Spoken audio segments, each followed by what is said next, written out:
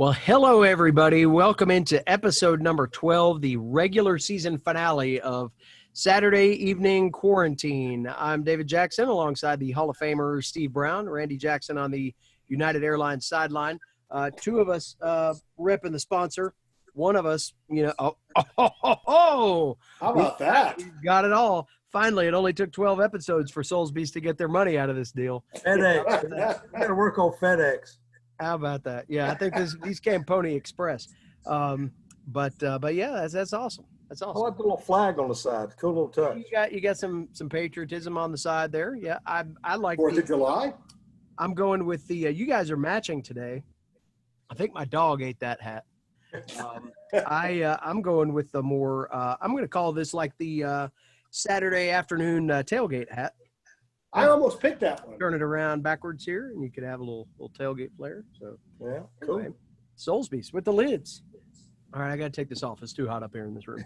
I got my hair cut finally today, and it's amazing how much different the hat fits than it did before. Man, I haven't gotten enough cut to make a hat difference yet. They still all don't fit, but we'll see if that changes during our hiatus here. So. We got a lot to cover. As we said last week, we're going to take a little break before the season starts. And we have received positive response in the last week about doing a show alongside the season. We've gotten some interesting responses from people. So let me tell you about a couple phone calls I got this week. One of them was from Beasley. I didn't answer. I just didn't have the heart. I didn't have the heart to do it. I was in the middle of something, and I just knew that it would just be straight, Beasley propaganda for 45 minutes, and I just didn't have the time. So I will catch up with Beasley. But there were a number of other people that called, referencing especially our uniform commentary.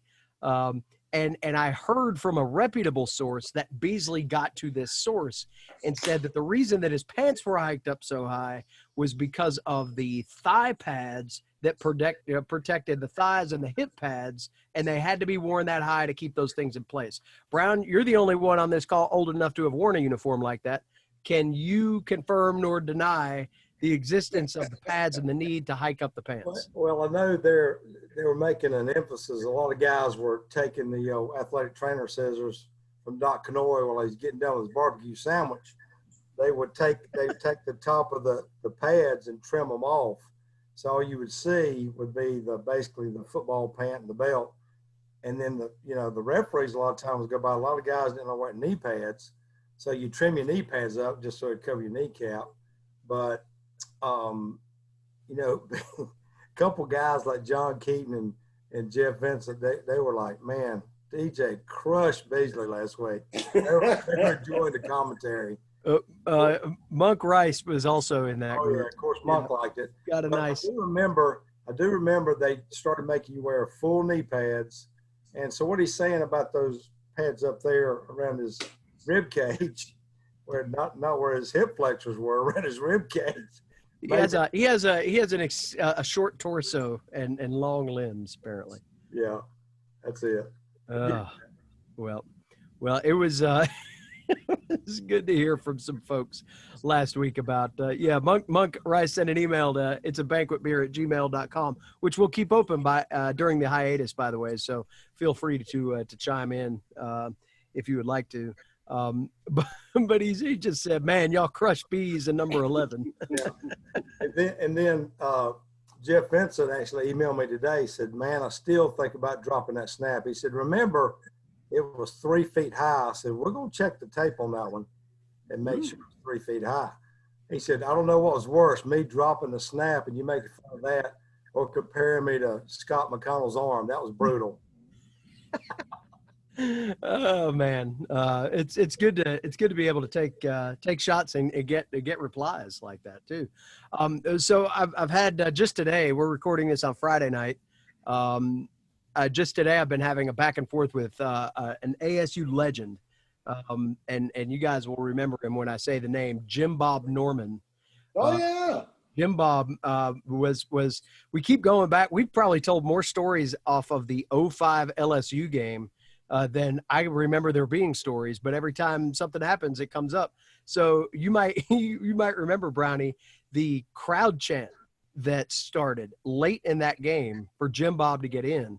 Yeah. Tiger Stadium is rocking. They finally pulled away in the game, and if I remember right, and I'm sure Flynn will text us immediately and correct us as he has done with 11 previous episodes of this show, where we get something factually inaccurate. But I think the chant was "We want Jim Bob," and they did kind of in a Rudy-esque moment, I believe, put him in the game. But Jim Bob was I would call him a special teams role playing guy on probably on his best day.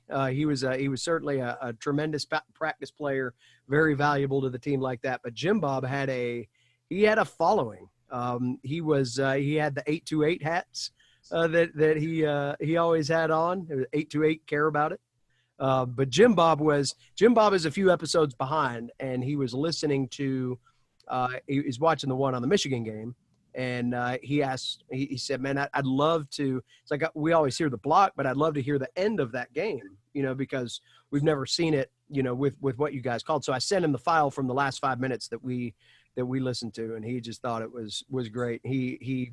Brownie thinks you're Nostradamus with the whole kicking field goals low thing. He was like, man, that's just brilliant. He's like, man, he's just paying attention. That was such a great callback at that point, And so it was really kind of cool to catch up with Jim Bob. He's been doing mission work all over the world since he's gotten away from football. His family still lives here in Boone, and he comes in every once in a while, and it's almost like a town event. You hear from one of the Normans that Jim Bob is in town, and man, it's like we need to have a parade or something. So anyway, it's good to hear from Jim That's Bob. awesome. And getting some story. There's some other Jim Bob stories too. There's a time that and Jim Bob will laugh when I tell this, I'm sure. There's a time that he almost made Richie Williams ineligible for selling the this is about the time that Napoleon Dynamite came out, and Jim Bob was working on a project, and he had a picture of Richie on a shirt and said, I bet he could throw a football over them mountains, which was a line from Napoleon Dynamite. And that was a little bit against the NCAA issues. So there was a scramble in the athletic department to shut that down real quick. And for about 45 minutes in the middle of 2005, I think Richie was technically ineligible. but once Jim Bob he probably cared more about being on that team than anybody did. And there were a lot of guys that cared about it. And as soon as he found out that he had done something that was going to cause some harm, he shut it down in a second. But Jim Bob was awesome. He was one of those guys we ran into at practice a lot, and it's good to catch up with him a little bit today. So, yeah, we've got some Coach Moore stories teed up for tonight. Our guy War and Peace hooked us up with another email. First of all, he loves War and Peace. I was reminded that he might not know he might not know that nickname was for him. So, but I'm pretty sure we called it. We were never shy about calling nicknames to people's faces. So yeah, Warren wanted to talk about the 2003 win over Georgia Southern. Was the first time in a string that we had beaten Georgia Southern. That's coming off the Adrian Peterson days. That's J.R. Revere, Vic Cabrillo, I believe, was on those teams. I mean, they were loaded. That was Paul Johnson's kind of swan song. And I remember we won the game. I remember it being at the Rock. And that's about it. we won. It was cool. But Brownie, I think there was a period of dominance. You go back and think 98, 97, really, when your last season with us there for a while, 97, 98, 99, 2000, those teams were always like the teams that just couldn't quite get over the hump. The difference between those teams and the 05, 06, 07 run was that those guys found a way to punch their ticket. But that 98 team, the 99 team, the 2000 team, those teams were equally as talented. But Georgia Southern was always in the freaking way. I mean, they were winning national titles. They were, we beat them in 99 at the Rock. Corey Hall intercepted that last pass, and that was it for a while until 03. But just never seemed like, to have a national foe in your own league that kept you from progressing. We lost them in the playoffs one year. We could have played them in the national championship game potentially in 2000 had we made it there. That they just seemed to be the one that was always in the way, always kind of the thorn in the side. Well, I think when Paul Johnson was there, guys, I mean, they ran that the triple option, and they really did a great job of controlling the football. So when you go in to play those guys, whether you're at the Rock or down there in Statesboro, you had limited possessions. If you made any mistakes, you were always behind. They controlled the clock. Some games they probably had 3/4 of the clock. They had the football. So when you got the ball, you had to be very efficient with it and score. If you had any turnovers, you were playing. The only way you could really beat them back then is make them turn the ball over in the option game, which they were prone to do. But they had so many great backs. And I always thought they were underestimated when you look at them as a team. They always played pretty good at line of scrimmage. Mm-hmm. But there were talented quarterbacks and those fullbacks and tailbacks, and they didn't throw the ball a whole lot, didn't have to, but they were underrated. Of course, they would chop block you, they'd crab you, they'd do all those things in line of scrimmage. The defensive linemen hate to play against, but their defensive line and defensively, when Paul Johnson was there, they were pretty solid on defense too. Yeah. Well, I mean, that was kind of their mantra throughout, wasn't it? I mean, even in the strong years of Appalachian, I mean, you always heard about the triple option when we were going to play Georgia Southern. I think we just did a better job at dealing with it for the most part. But that's always kind of been their game plan, hasn't it? Oh, yeah. Yeah. Had a couple Van Gorder's year. Had a couple coaching changes where that changed for a year or two, but they'd always come back to it. I mean, that's their tradition. That's what they know and love. Irk Russell brought that back there a long time ago, and that's what they want to see. Yep. Yep. I remember, in the 99 game when we beat them at the Rock, and that was the only time that I beat Adrian Peterson, if I'm not mistaken. And he was amazing. But you talk about another, I think it was an 11-point game or something close to that. And Luke Manuel there was a fumble in the end zone. App had completed a long drive and got down to close to the goal line, and there was a play in the end zone, and App coughed up the ball, and Luke Manuel jumped on it for a touchdown. And that was like the swing. That was the momentum grabber in a game like that had eluded App in 98, had eluded him, in other games. 2000, we went down there and lost one at the goal line. Reeves threw an interception. He was hurt at the time. In 01, they stomped us a couple of times. They stomped us twice. They stomped us in the regular season and in the playoffs. 02, they stomped us. I mean, we got used to it there for a while for taking some licks, but finally got back into the good side of that in 03, and then kind of alternated there for a little while. But it seemed like, to your point, Brownie, when you beat Georgia Southern, you beat them because you didn't make mistakes. When you lost to Georgia Southern, it's because you made a mistake, and they never just recovered a fumble. It was a recovered fumble or a turnover with an exclamation point along with it. There was a 48-yard run back or something. I mean, they took mistakes and capitalized on them immediately. That game in 14 when we went down to Statesboro and got stomped. Same thing. I mean, we were our own worst enemy in that game. They didn't beat us. We beat ourselves. So wasn't that Frisbee night there or whatever it was when they were whipping the pizza boards? It was usually battery day down there. They were always throwing out complimentary batteries to the sideline crew. I remember when I was a sideline reporter in 98, when I go down there the first time, Steve White was still working for ASN at the time. And Whitey calls me aside and he's like, "Hey man, you haven't seen anything until you're on the sidelines in Statesboro. Be careful." And I'm like, "Why?" He's like, "Just be careful." Man, there were D batteries flying past me like they were grenades. It was insane. They actually had a period of time where, because of a playoff game, they got reprimanded by the NCAA for the students throwing stuff on the field.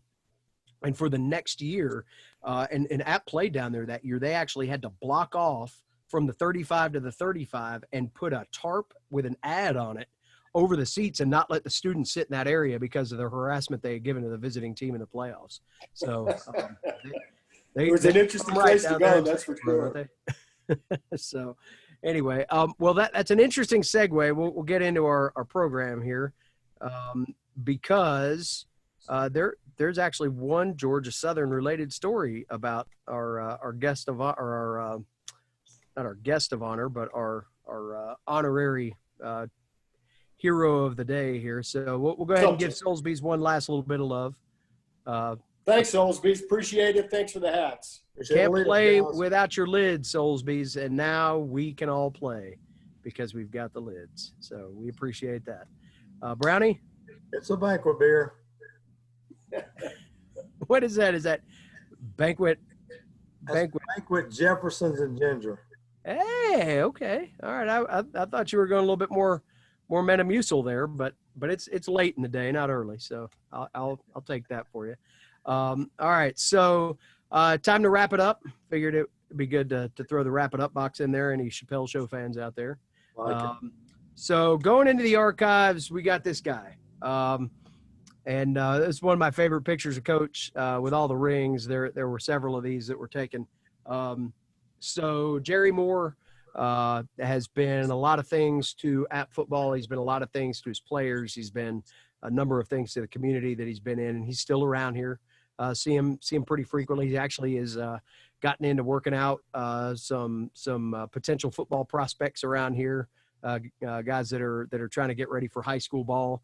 You see Coach out on the backfields every once in a while, working them out, and he looks like he's out there with practice on a regular day. But I guess we can start with an overview. Brownie, I know you developed quite a nice relationship with Coach, especially more so, I guess, on those last couple of years. Yeah. But what did he? What are we won't get into individual stories just yet. But what did he mean to you? Well, I think Coach Moore, once you get to know him, and he wasn't hard to get to know if you just take the chance. And I think once I made that phone call after the Citadel game that we talked about last week, I got to know him and Margaret a lot better. And I always felt like that he and I could talk, and he'd always say, hey, you've done it all. You've done, you played there, you coached there, you did a radio there. What else you going to do? So always, talked about that you've been there and done that. So we always had that kinship that he's got such a great dry sense of humor getting to the stories. I mean, that's the thing that'll kind of unarm you. He'll be serious in just a minute, talk serious any subject, and then he'll just crack a joke. It's so dry and it's so quick. He'll just floor you with some of the things he comes up with. And Margaret's the same way. They're just great people, and I think the world of both of them. Dad, what about you? It's almost hard to talk about Jerry without talking about Margaret, right? Because she was such a, or really is such a incredible part of of what Jerry does. She stands behind him every step of the way and does a lot of things for him. And I mean, although he was an incredible coach, and as you say, there are many stories. There are probably all kinds of stories too that you could kind of go behind the scenes and include Margaret in as well. But he was just that guy. I mean, Brownie, the point you make about talking to him, we get into a little bit later. We'll talk about some of the interview stories, but he was just incredible. Of all the coaches I've ever interviewed, Jerry was probably the best one without a doubt. Wasn't afraid to say what he meant, and was just as genuine and as honest as the day is long. And it's kind of hard to find that in a lot of coaches today, but he was certainly one of those guys. I just really think the world of him as well. Coach, Coach cared about people. That was one of his things that he'd always say, it's about people. That's what he thought that made Appalachian football and App State in general special, is because of the people that were involved. And I think even more so as we, there was a change. I'll be honest with you. There was a change in Coach, back in the early, late 90s, early 2000s. I will say that he still operated somewhat like a kind of a big time football coach. I don't mean that in a negative sense, but he had that kind of aura about him. And quite honestly, he was still being pursued as well. I remember walking into his office in 2001 or 2 or something like that, maybe after the end of the 2000 season. I can't remember. It was right around in there. I hadn't been in my position long, and Baylor had an opening, and there was all kinds of chatter about Jerry being a candidate for the Baylor thing. And he, we walked into his office, Leah, who made that the Old Mountain Jug video that we talked about last week. She and I were going in there to interview him for something, and I just said to him straight up, I was like, "Hey, what do you think, Baylor?" And he's like, in this business, you just never know. You just never know. And ultimately, it never gained a lot of steam. But then he told a story not long after, a couple of years after that, about when he got the job at Texas Tech and how that all went down. He was at North Texas at the time. He was at the hardware store or something like that, and he got a call at the hardware store from them saying, "Hey, we're going to offer you the job." And Margaret had told them where he was, and so he was a big deal, and for App to have him and have some of that success, certainly in '95, that put him on the map. And I know he had some opportunities, but when Corey Lynch and Richie Williams and that group in '04 went to him and said, in order for us to get to where you want us to go, we need to change some things.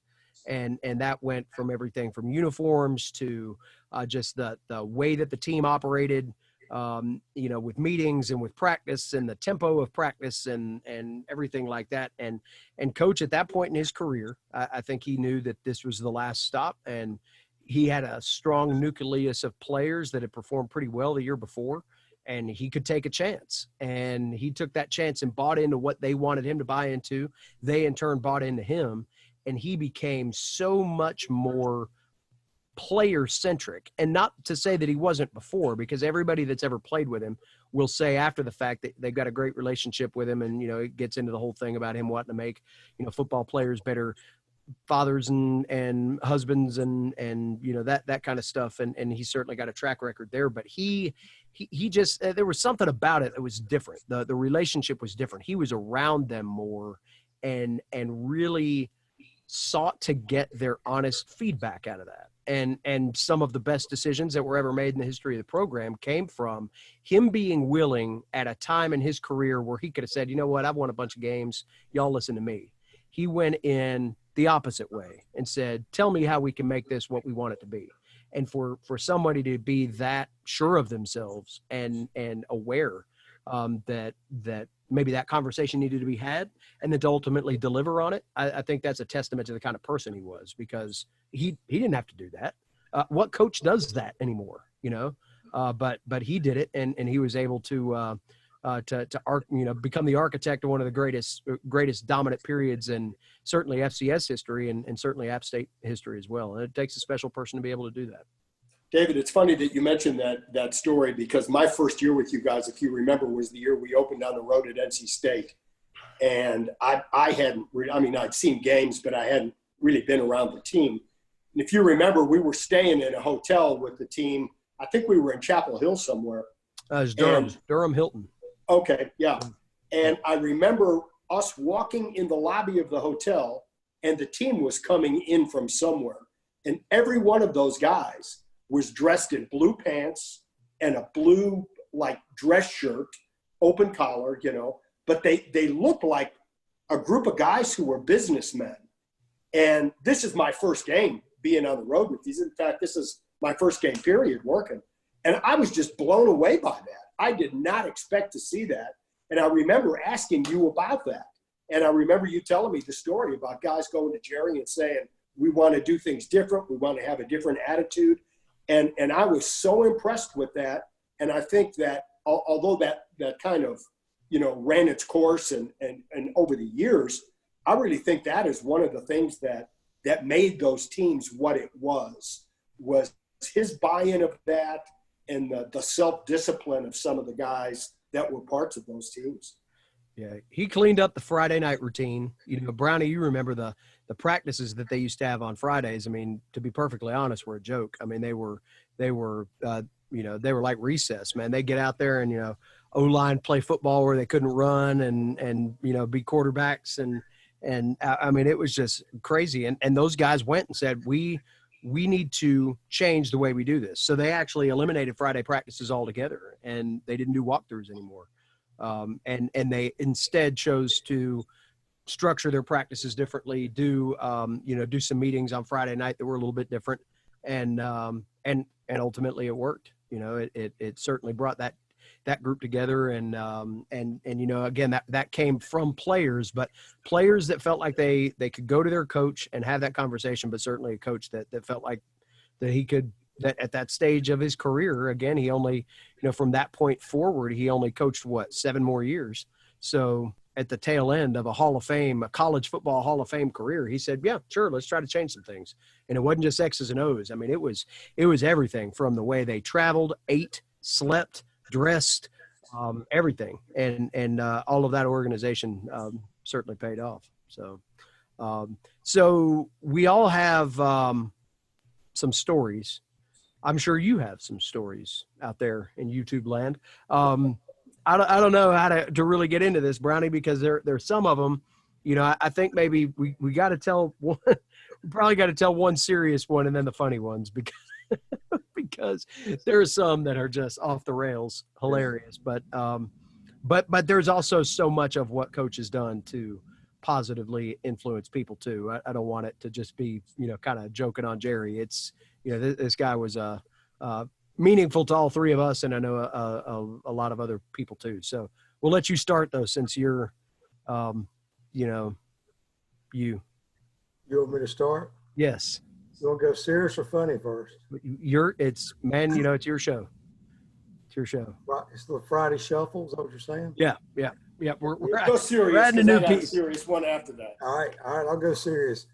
Well, David, I forgot what year it was, but you and I have been working for at least 4 or 5 years together, so we kind of had a good feel for, you know, what we could do and what we could say. And you know, I always prided myself. I used to love to listen to Sonny Jurgensen when he got done playing. My uncle was a big Redskin fan, and we used to listen to a lot of radio games on the road, listen to Sonny Jurgensen do play-by-play, actually the color commentator role for the Redskins. And he always, you know, shot from the hip and commented on what he saw. So I always try to pride myself, like, if somebody's listening to me at home, you and Brian did such a good job of stealing me, you try to paint a picture. And somebody that's a novice, try to tell them what they're looking at. Well, we're playing before the week, we're playing a team. I don't even remember the team. But the next week we're playing Georgia Southern. So Estridge had actually tuned into our game. He was at TCU at the time, and he called me. We did the game on Saturday, and there was actually a play. It was like 3rd and 12, 3rd and 13.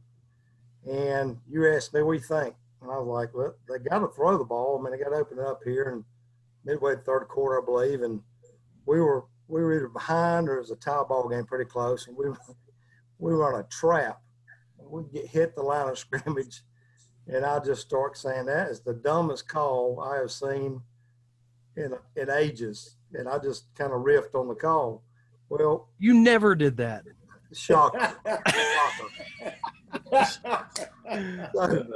So and I go back, and everybody would ask you, why do you do that? And I said, well, when I was calling plays and at high school or at Morris Hill, whatever, you had guys screaming at me, so I'm used to it. So that was my turn, I guess. But anyway, Brian calls me on Monday, you know, what you doing? How's your family? After we got through the small talk, he's like, man, you went below the belt. I said, what are you talking about? I said, I listened to you and David do the broadcast, and man, you went below the belt. You were a little bit overboard on that call. And he explained, you know, the call. So, I think I mentioned it to you, and I said, I think I'm going to apologize to Sean Elliott and Coach Satterfield. So the next game, I'll never forget it, we're in the lobby of the old, was it Pooler, Georgia, right? Yes, sir. Pooler. Mighty Pooler. So we're getting ready to go out to eat, and the coaches are coming in with the players, and I get Sean's attention and call him over there and get Coach Satterfield's attention, and they're sitting there, and both of them looking at me like, what's this guy want? So I go into my little apology, and Sean said, wait a minute. Did we make the first down? I went, no. Well, it was a dumb call. Well, I look at Scott. Scott's just looking at me stone-faced, doesn't say anything. That's cool. So anyway, you know, Sean's like, if you didn't make the first down, it was a dumb call. Anyway, you know, we kind of shook hands and went on out to dinner. Scott never did say a thing. I could tell he's a little bit agitated. So about 2 weeks later, I tell Brian about that, and he said, "You mentioned that to Coach Moore?" Well, Coach Moore don't listen to the radio show.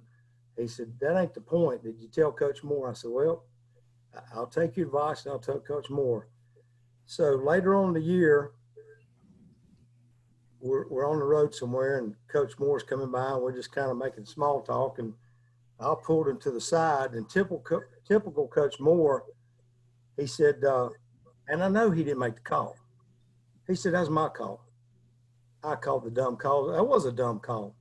And started laughing and kind of pat me on the back. He took the bullet right there for somebody. You know, he didn't make that call. And that's the kind of guy he was. He just, like, I'm the head guy. I made the call. It was a dumb call. That's exactly what he said. So I'm sitting there stunned. I don't know what to do now. You know, he said, "I appreciate you coming up, but you didn't need to do that." I should have told him Brian made me do it. Well, I should have done. Oh man, that's funny. But that's Coach, yeah. And I could tell you that my email box and messages were usually full after games when you would do that kind of stuff. You get the occasional AD visit your office and like, what are you guys talking about? Those were always fun days. Days. But I took the bullet for you too. I said, look, he calls it like he sees it, and I'm not telling him to do it any different. So, remember the time I called you and I said, "Hey, they're not paying me enough to BS." He said, "I know." That's what I told him. Yep. That's right. We would get called on it every once in a while. I think, yeah. But Coach, Coach got it. You know, he certainly understood, and that's a good one. All right, Dad, what do you got? We'll go around the horn here. I want to say too. I think that's what made you guys so good and so successful is that you did call it the way you saw it. And I mean, there was no sugarcoating it. I mean, you obviously, you know, were rooting for App, but in those moments that had to be called that way, you guys did that. And I think that's what brought you the success that it did. My story with Coach Moore, David, I know you'll remember this or remember the event. You talk about the softer side of something with him. You might remember that I wasn't around for the first national championship, but was there for number 2 and number 3. And I can't remember which one it was, but if you remember, we would all go to Appalachian Ski Mountain afterwards, and Reba Moritz had the guy that carved the trains, and we got train cars for each of the national championship years. Yep.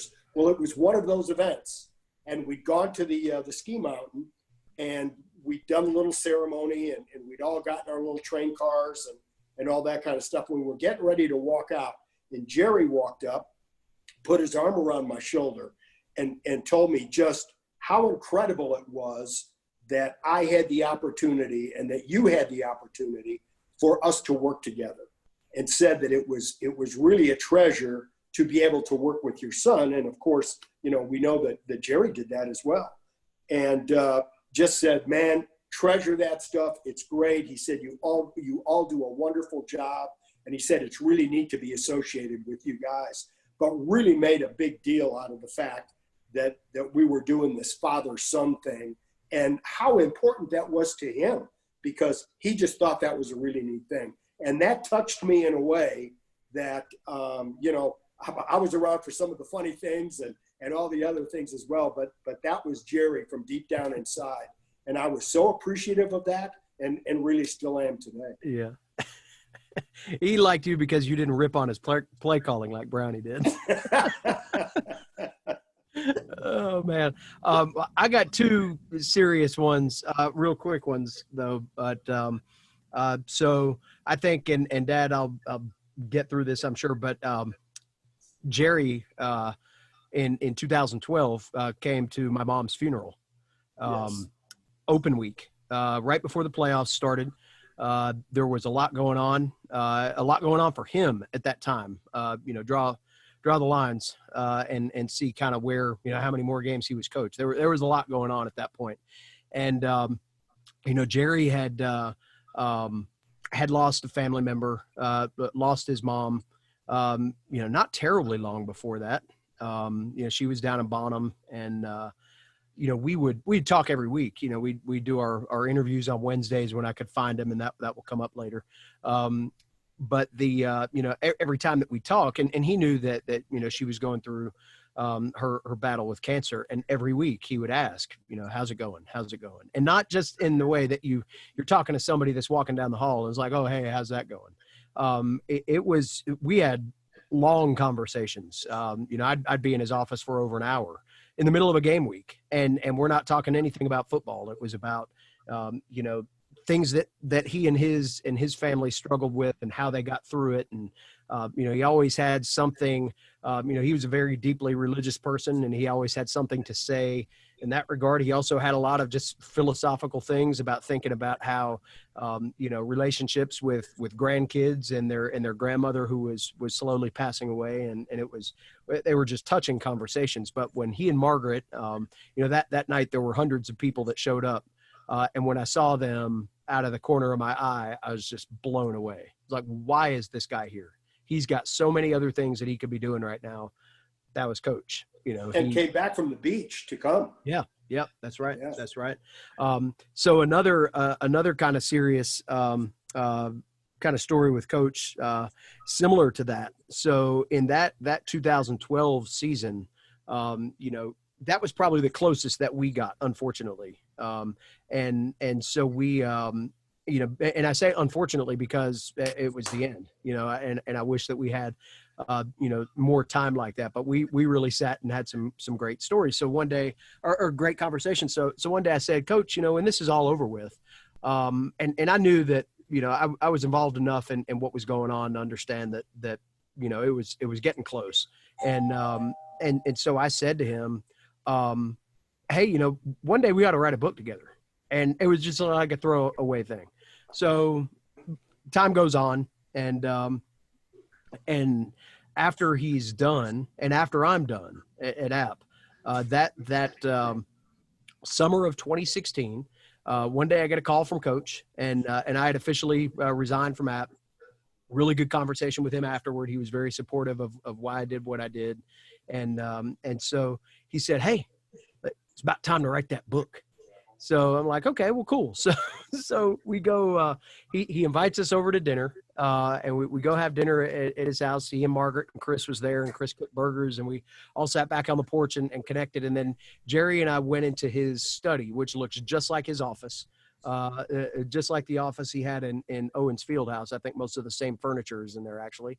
And we popped in the Michigan game, and we were going to write a book about the Michigan game, and it really kind of being it's a little bit about Michigan, but it's a little bit about Coach and his journey and how kind of transposing his journey over that game.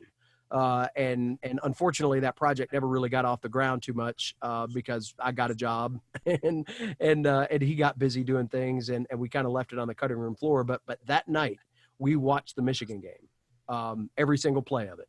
And to sit there and watch that game with him was one of the most memorable moments of my Appalachian career, to sit and listen to him talk about. There's like, this is why we did this, because we were setting up this 3 plays later, and we couldn't believe that this happened, and we had leverage here. I mean, it was like sitting there with a scientist watching him break this thing down. So we ended up doing that, and it took forever to watch a game like that, as you could imagine. So I think about 12:45, I rolled out of his house. My wife thought I was like, had gotten in a wreck on the parkway or something. She's getting ready to leave the house to go look for me, and we were just hanging out at his house watching the game, and he was so incredibly detailed about every memory from that time. Talked a lot about Lloyd Carr throughout the evening, and how Lloyd ended up calling him. But it was really kind of a cool deal. And Coach was just, I never thought he'd remember. I didn't remember I said that. He's like, hey, well, one day in my office, you said that we ought to write a book. Let's write that book. I was like, okay, let's do that. What do you want to write about, Coach? But anyway, maybe we'll get to do that one day. I don't know, but it's kind of a cool thing. All right. So we got through a serious round. Favorite Jerry Moore stories? Brownie? Well, you and I have talked about this one. It's kind of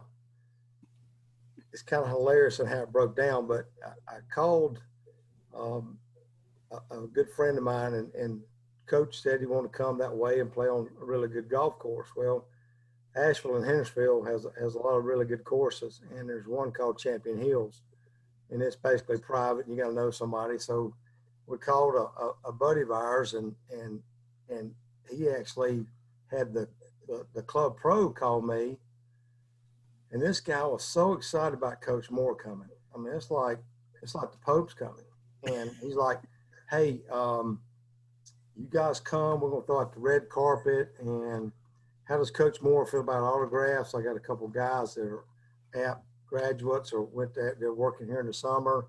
I said, "Coach is as humble as they can be. For you letting us play, I'm sure he'll, whatever, you just line it up."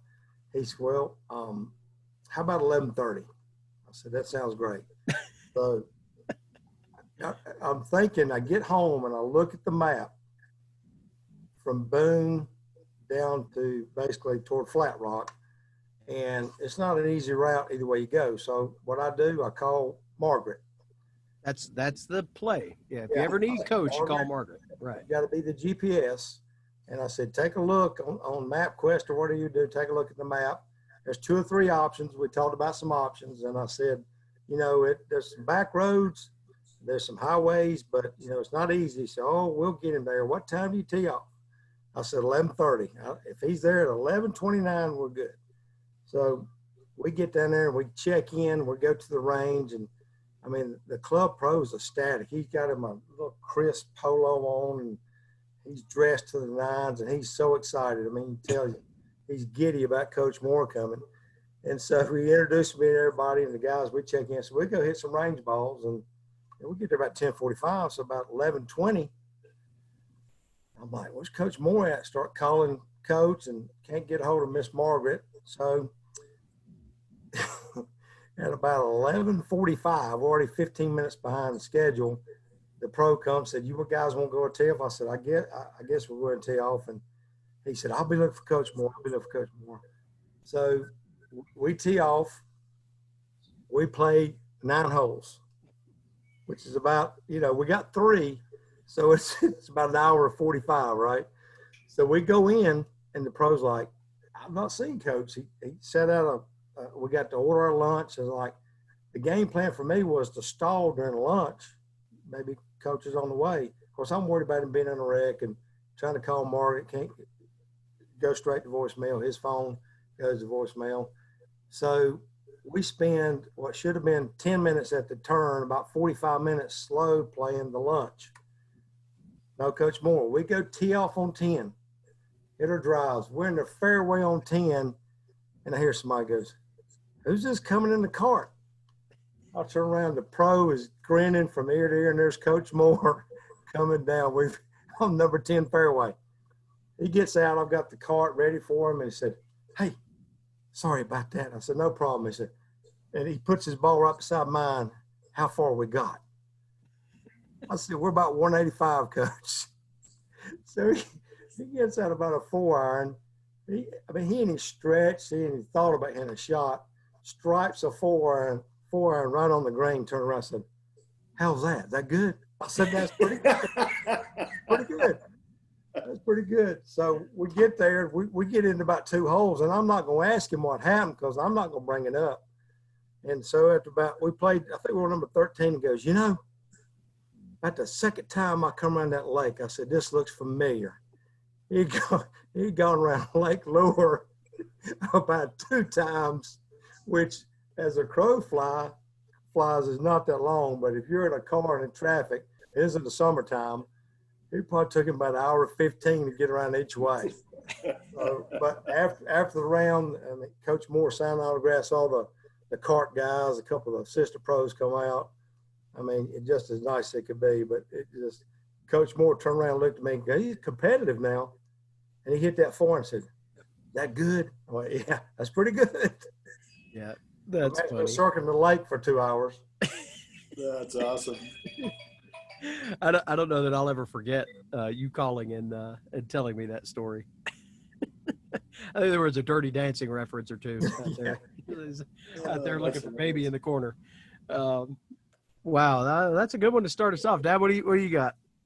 Well, I won't hold you guys up with too many. I've got two stories to tell, and one of the things that I always loved was I got to interview Coach Moore after the game, and back when they were building the athletic center, if you remember, we would do the Coach Moore interview on the balcony at Owens Fieldhouse, and as you guys were kind of recapping the game, I'd go up on the balcony there and kind of sit there and wait, and then Mike Flynn would get Coach through all of his stuff and would bring him to me. So by the time he got to me, I used to tell you guys, okay, Coach is coming, and we get ready to go.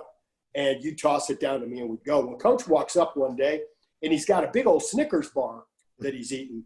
And he's still got the wrapper kind of half down, kind of peeled it like you would a banana. And part of the Snickers bar is sticking out, but he's eaten part of it already. So he walks up and we get ready to do the interview, and you hadn't tossed it down yet. And I say, Coach, you ready to go? And he's like, yeah, already. And then he just stops dead all of a sudden. And he looks at me and he goes, hey, you want a piece of Snickers? And he holds this bar out in front of my face like I'm going to take a bite out of it after he'd half eaten it already. And I just looked at him and laughed. And he goes, oh, and that was it. We started the interview and went on. But he was always so much fun in those things. We were at Georgia Southern. It was the big game that we'd won where Armani taken the big hits, and I mean it was a crazy game. And we go out and we're standing outside of the locker room, and that's where we're doing the interview there. So Coach gets through all of his stuff, gets out of the locker room. Flynn brings him over to me. I start asking him. I'm about through the first question, or just about through it, and he looks at me and he goes, hey, just a second. I got to go give that lady a kiss. Now, he says this while we're on the air and just turns around and walks away, and there's a group of players' parents that are there. And he's walking around all of these people, giving all these ladies big hugs and kisses and all that.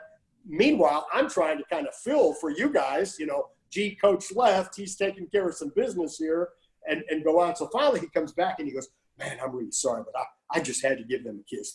They're some of the nicest people you'd ever want to meet. And his spontaneity was just incredible with him when he would do that kind of stuff. That's definitely a way to say it, because Coach never knew a live interview that he couldn't just bail on. Yeah, that is for sure. And come back whenever. And it was always, hang on here a second, I'll be right back. Yeah. Like, okay. It's like you bring up the old NBC Peacock. It's like, technical difficulties. We'll be back in a minute.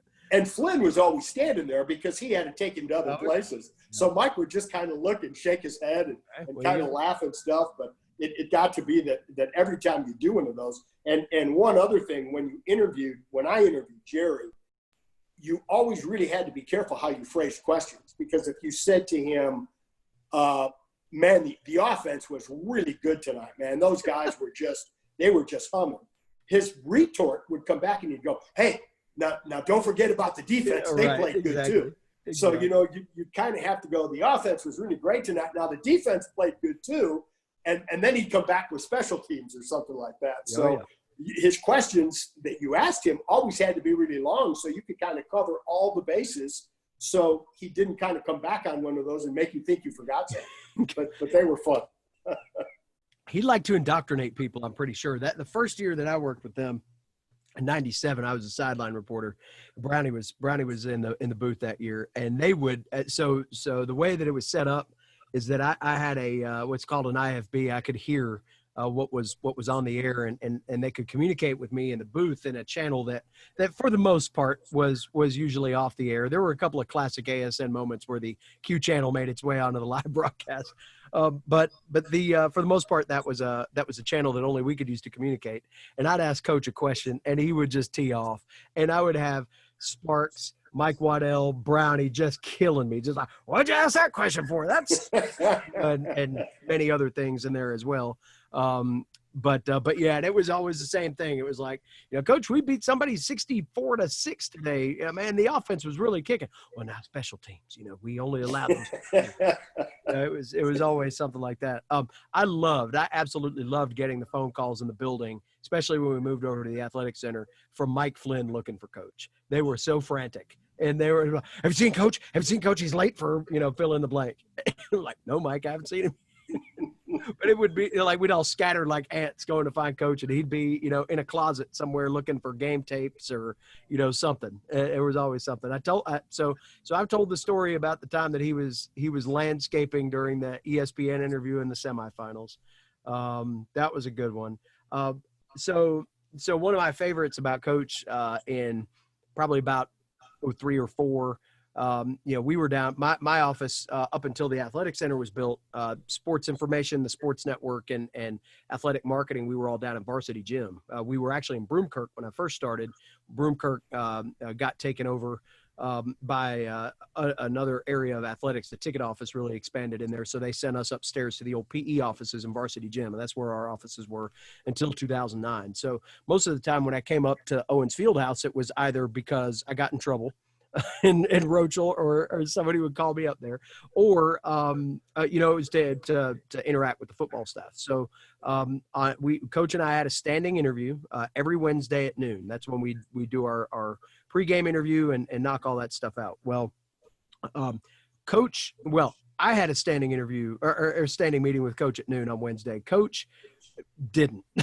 If I was there at noon, I'd get the interview. If I was there at 12:01 or happened to be standing around the corner, if they got done with offensive staff and Coach didn't see me, he took off to go work out. And his workouts were epic. I mean, he'd work out from noon until it was time to practice, basically. And he'd get down there and grind away. So one day I walk in there. Good old Miss Denise Watson was a football administrative assistant at the time. Walk in there and I had to walk up the hill, so I'm huffing and puffing already. Wasn't in my more slim physique days, and get up to the top of the steps in Owens, and I walk around the corner, and she's got that look on her face, and she's just shaking her head. She's like, he's already gone. And I mean, it's like 12:02. So I'm like, and she said, but if you catch him, he's probably not dressed yet. Go downstairs to Coach's locker room. You might be able to get him. So I'm busy that day with something. And I decide, all right, usually I just come back. Yeah. I'm going down there. So I go down to the locker room, and Coach is coming out of the coach's locker room, and it was right next to the strength and conditioning room. He was heading to the exercise bike. So I said, hey, Coach, see you're in your workout gear. I'll catch you. I'll catch you maybe before practice. And he goes, no, come on. Let's do this right now. I'm like, well, okay. If you want to do that, you want to go in the locker room. He's like, no, sit up here on this bike. So we end up doing a pregame interview with him on one exercise bike and I'm on another exercise bike. Now, mind you, I just walked up from Varsity Gym up the hill at Stadium Drive in a hurry, trying to get there, chasing him all over the building. And now we're going to ride a bike.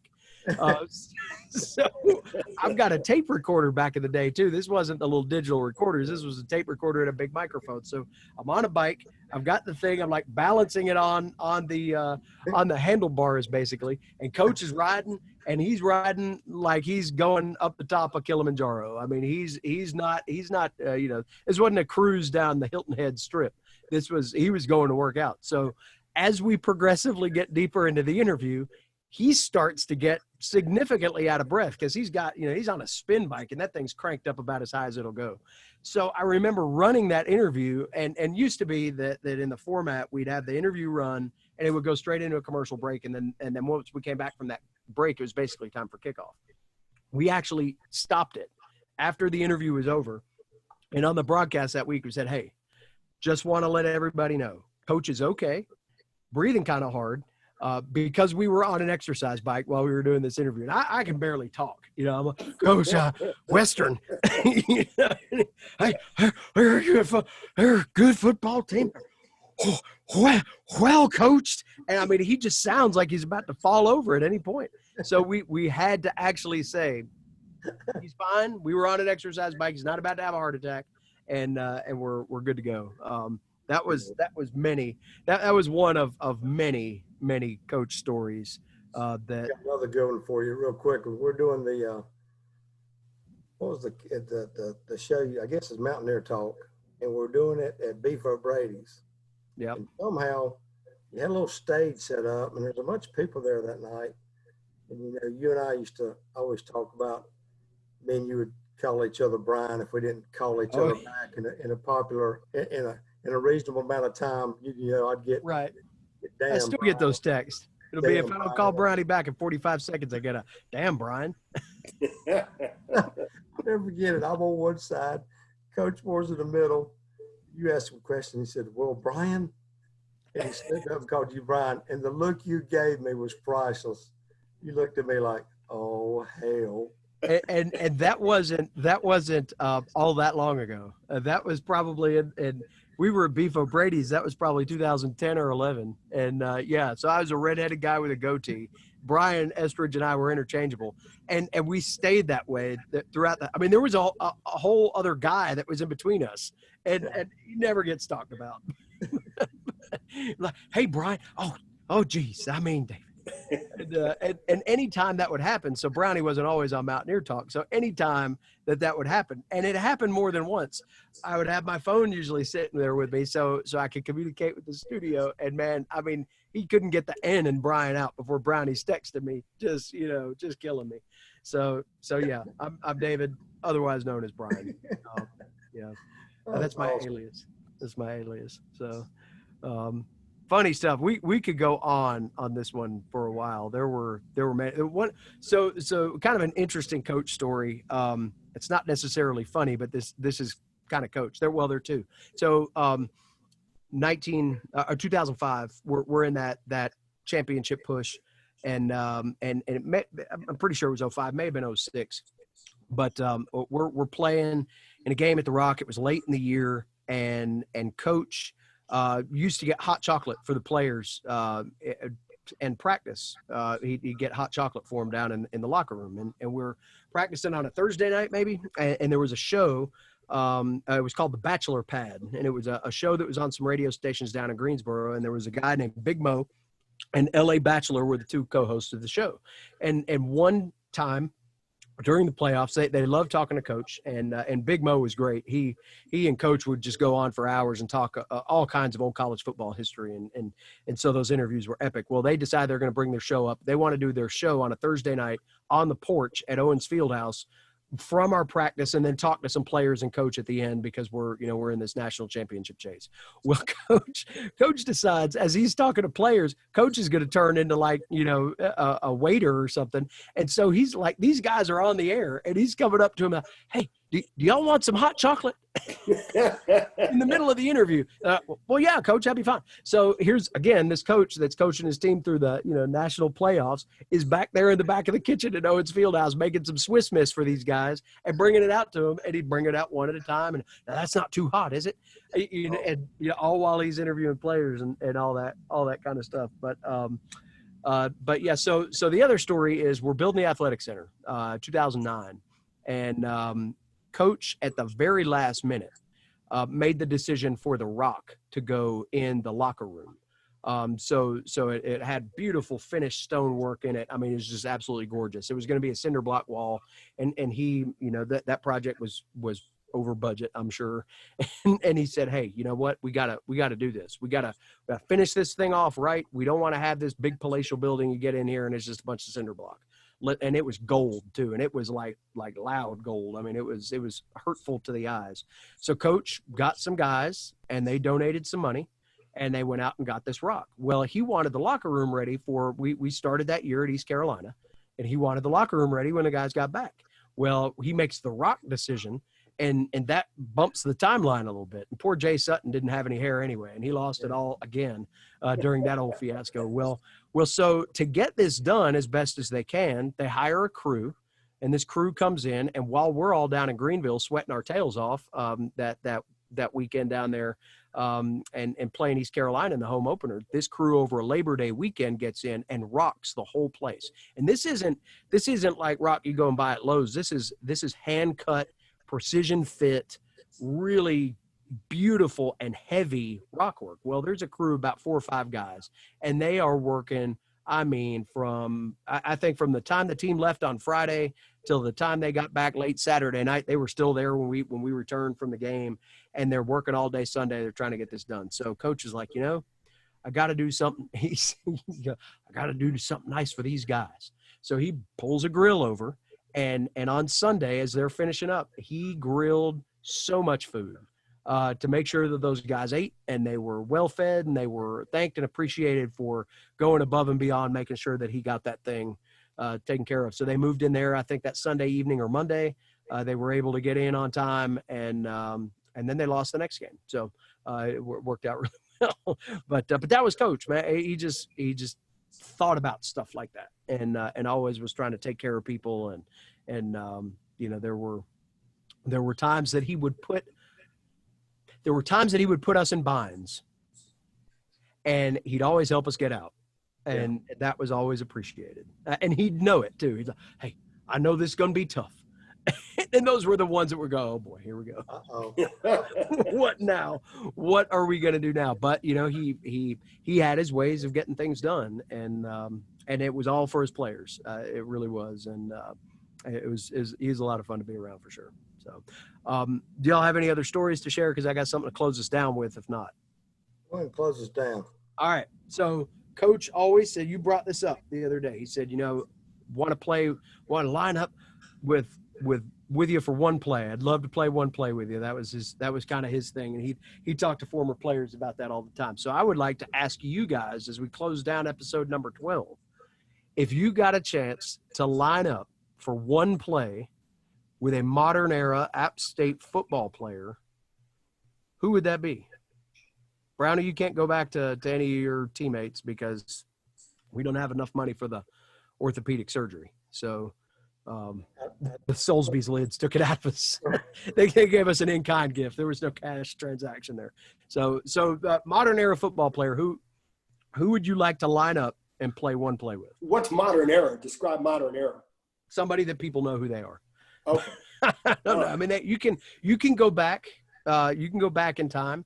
And get into some of the late greats, or you can pull it forward, and it could be somebody that played last year if you want to. I think there's probably two, because I know Armani's the easy one. Of course, he'd be the quarterback, and I'd be just standing somewhere. But I like to be in the huddle and see how you operate in the huddle, because you see somebody that talented, and just do some things that you'd love to see do. And you like to see how he operates under pressure. It's like Randy talked about. We did a special on him a while back, and he was so cool under pressure, and being in that same spot he was. I mean, that's hard to believe that he made so many big plays, and just acting like it's another day at the ball game, at the ballpark, I should say. But I think this is going to sound crazy, but I used to love offensive linemen that got kind of nasty and played to the whistle. And Pastuzik was that guy. Yeah. And knowing him, he played right to the whistle, maybe just a tad past it. I'd like to play with old Paz line up one time, because I remember we were doing the radio, and I remember now he mentioned it. He said, "I think you got on me pretty hard over at East Tennessee. I laid a guy over there against the wall in the dome. I think it was a late hit, took away a first down. I think I got on it pretty good on the radio." And he said, "Yeah, I owed that guy one." But Stacy Searles, Stacy coached him like that to be aggressive. And so those would be my two. Wow. Paz, that's a good one. That's a good one. I would imagine if Paz was one of your offensive linemen, you might have been more of a triple option threat. Even more, is that those holes would have been huge. He's a big boy. Dad, who you got? Who would you like to? I've got to go more of my time with guys, and I've got to agree with Brownie here. I mean, you've got to include Armani in there, just because of what he was able to do, and with the consistency he was able to do it with. If I was going to go with a second, another guy that we talked about not very long ago was Brian Quick. I would have loved to have gotten into Brian Quick's head in terms of how he was going to approach something, and what the thoughts were going through his head in terms of the "I can do this," kind of self-talk, because he made so many plays that so many people didn't think he would be able to make, but yet he found a way to do it. So I almost put him kind of in the same category as Armani, in the way that those two guys worked, and the way their etiquette was on the field with what they did. So those would be my two choices. Interesting. Well, I'm going to throw two scenarios out there, because I mean, I've obviously I thought about this question ahead of time. Otherwise, I wouldn't ask you guys. But I've got specific situations. I would like to have been an offensive lineman blocking for the great number 7, Richie Williams, on the drive in Chattanooga where he got hit and came limping down the field like Byron Leftwich. Richie, to me, and I mean, I loved Armani, don't get me wrong. I think Armani's the best player that's ever played there. Richie was the best leader I ever saw. That was his team. That was his team from the minute he stepped on campus to the minute he stepped off. Is probably still his team. If he walked in there right now, he could take it right back over again. But Richie was such an amazing rallier. And I loved watching how when he walked on the field, that offense just they clicked into another gear. So to be, I would have enjoyed being like, you know, a right guard or something like that, charged with keeping him upright in that game, because you know, and that was the thing. They told him, Sean Elliott told him, like, he can't go down. He cannot go down.